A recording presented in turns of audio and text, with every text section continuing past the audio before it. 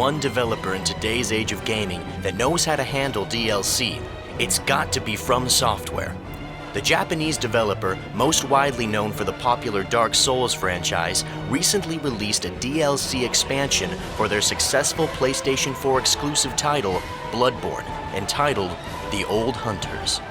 This DLC stays true to From Software's tradition of releasing sizable and meaningful auxiliary content, which is a breath of fresh air given the constant barrage of pointless costume packs and other obvious cash grabs that can be seen throughout today's industry. The Old Hunters tacks on a good 10 hours worth of content that stays true to everything Bloodborne stands for, including morose yet beautiful art direction, cunningly designed areas and encounters, and fantastic boss fights that are just as difficult as they are enjoyable.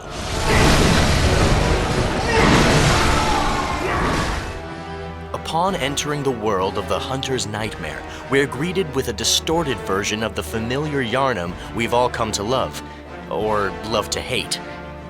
It seems we've entered a dream world where we're just familiar enough to feel somewhat comfortable, but also on edge, as there's no telling what could be around the next corner.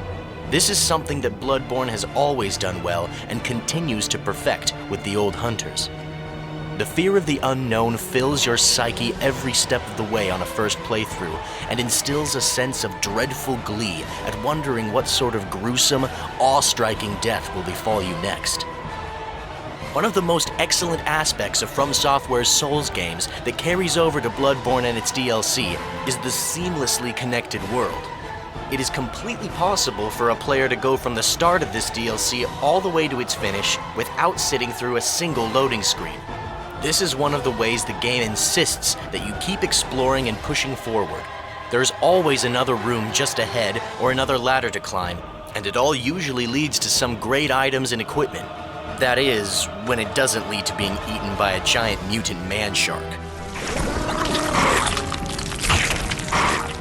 It's all this great new loot you'll be finding that will bring you back to the Hunter's Dream hub world of the base game, which will sadly break up your experience with minor load screens, but at least you'll have some nice reading material instead of staring at the winner of 2015's Most Boring Loading Screen award for 5 minutes.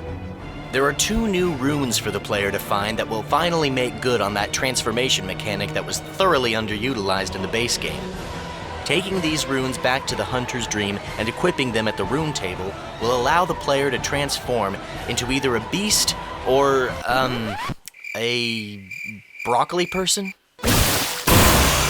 Both transformations allow for their own unique weapons to be used and add yet another page to Bloodborne's extensive compendium of tactics. The new weapons you'll be finding and upgrading back at the Hunter's Dream are imaginative additions to Bloodborne's already creative lineup of death dealers. The arms accessible in the Old Hunters now make up about half of the weapons available in the game now, which is great news for players who have been craving something new to spice up their bloodshed. Among the best new weapons are the whirligig saw, which looks like something Satan might use to cut his pizza with, a bow that can transform into a deadly blade, and a familiar greatsword that can be magically enhanced to unleash powerful attacks. The expertly crafted play spaces we've come to expect from Software are in top form here. Everything from a diseased fishing hamlet to a sprawling research lab are brimming with powerful foes to conquer and astounding sights to see. There's great variety in each of the 3 main areas, with tons to explore in each of them. The story presented in the Old Hunters is just as vague and difficult to grasp as in the main game, which will put off those gamers who like a cohesive story.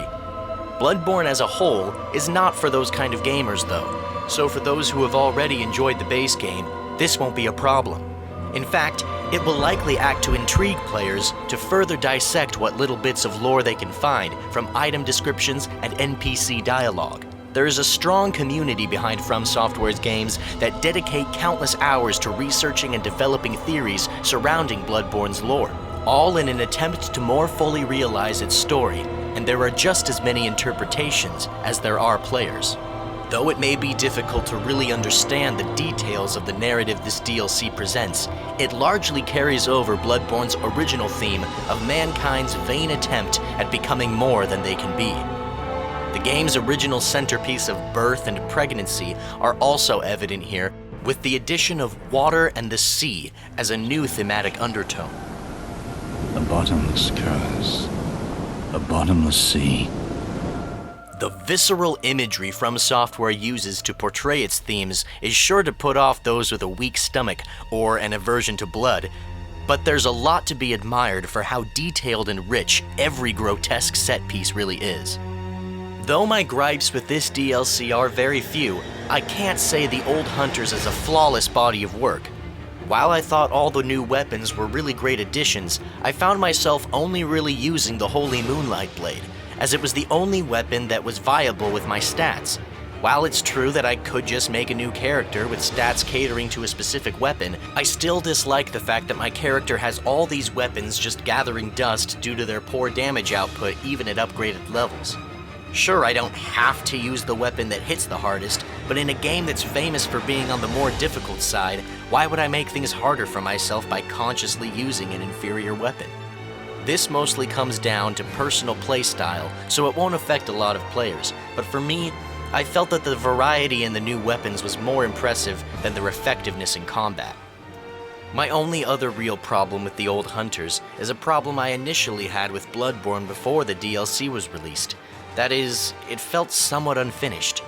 This wasn't because of any design problems at all, but simply because as I found myself progressing further and further, I found myself on a search for answers that I ultimately never really found. The DLC ends rather unceremoniously, with a strange and seemingly random cutscene narrated by the disembodied voice of a character the player never even meets. In fact, this is exactly how the DLC opens as well.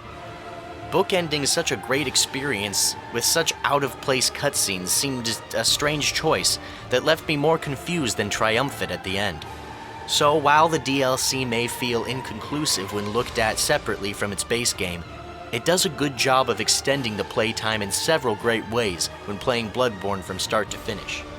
At the end of the day, The Old Hunters carries on the indelible legacy of From Software's previous DLC triumphs and earns its place among them. It's a welcome and fitting addition to the vast world of Bloodborne, and all hunters, new and old, will have to stand their ground and bare their blades if they wish to conquer its new challenges.